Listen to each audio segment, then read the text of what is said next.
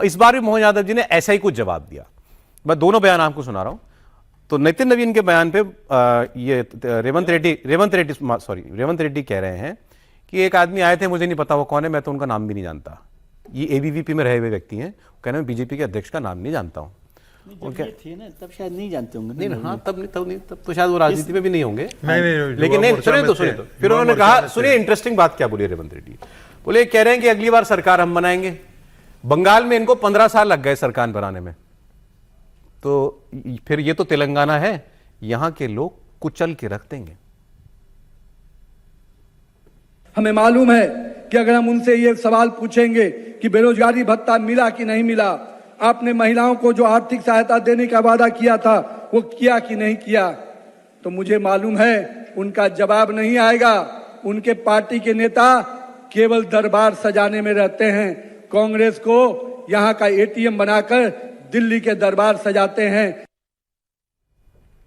ఆయన వచ్చిండు నవీనో నమోనానో ఆయన పేరు ఏందో నాకైతే మొత్తం తెలియదు, కానీ ఆయన వచ్చి చెప్తుండు వచ్చేది మాదే అని. ఏంది వచ్చేది మీది? పన్లీగులో పట్టించాలి. వెస్ట్ బెంగాల్ వచ్చింది వస్తాను, వెస్ట్ బెంగాల్ 15 ఏళ్ళు పట్టింది, తెలంగాణలో కూడా గదే గతి అవుతుంది మీకు. ఆడేనో మమతా బెనర్జీ గారు కాబట్టి మీ పప్పులు ఉడికినాయి. ఈడ మా వాళ్ళు అందరు ఉన్నారు, ఈయనే ఉన్నారు, దంచుతారు. అందుకే మిత్రులారా, अब बात इसी पे होगी। उन्होंने जो तुलना की कि 15 साल लगे बंगाल में आने में, तो या क्या वो कहना चाह रहे हैं कि चलो 15 साल बाद आ जाना अभी नहीं, लेकिन वो कह रहे हैं कि यहां नहीं कर पाओगे। क्या रिपोर्ट है सर बीजेपी के तेलंगाना में? क्या रिपोर्ट है तेलंगाना की सर? क्या रिपोर्ट है सर? तेलंगाना में कोशिश कर रहे हैं। नितिन नवीन के साथ बीएल संतोष साहब भी गए थे। अच्छा। जनरल सेक्रेटरी ऑर्गेनाइजेशन भी वहाँ पर गए हैं, तो ये भी महत्वपूर्ण बात है कि उनका वहाँ पर जाना है।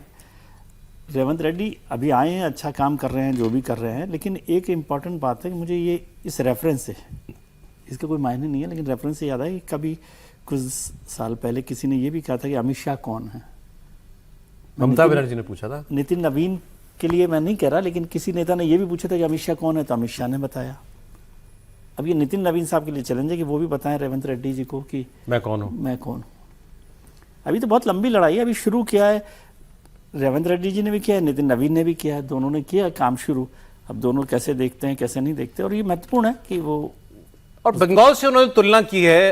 बहुत लोग अब ये कहने वाले मिल जाते हैं कि ये जो जीत बीजेपी को इस बार मिली है, ये 5 साल पहले भी मिल सकती थी। अब वो तो हालात बंगाल के अब समझ में हमें आए ना कि हालात क्या थे बंगाल के अंदर।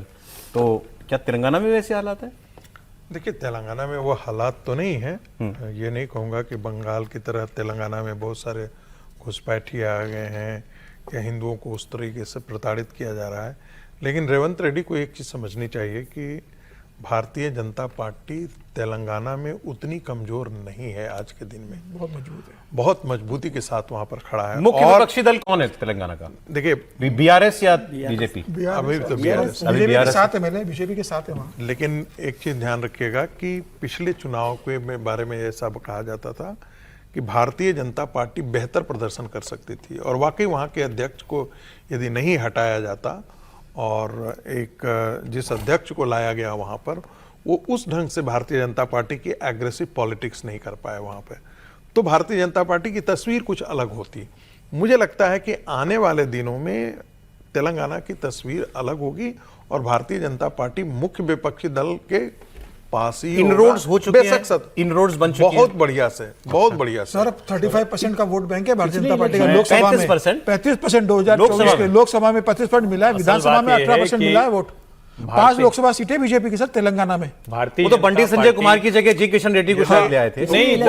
बंडी संजय कुमार यदि रहते और पता नहीं किन दबाव में उनको हटाया गया, यही सुनते थे कि बहुत ज्यादा एग्रेसिव है। जिस एग्रेसिव पॉलिटिक्स पे बीजेपी जा रही थी उसमें कई गड़बड़ियां हुई। टी राजा सिंह का मसला हुआ, खुद कैडर में कंफ्यूजन हुआ, कई तरह की चीजें लीडरशिप में भी। वरना बीजेपी ही जिसको कहते हैं कि प्रथम दावेदार थी सत्ता की, लेकिन चूंकि नितिन नवीन पर उन्होंने टिप्पणी की है, तो वैसे तो हर कोई, हम लोग भी कहते हैं, जैसे हम लोग भी कहते हैं भाई नितिन नवीन जी विधायक से मंत्री बन के चले आए, उनको क्या पता। अच्छा, दिखते भी वैसा गोलू मोलू टाइप है कि लगता है कोई भोला भाला बच्चा चला रहा हो, लेकिन वो भारतीय जनता पार्टी के राष्ट्रीय अध्यक्ष हैं।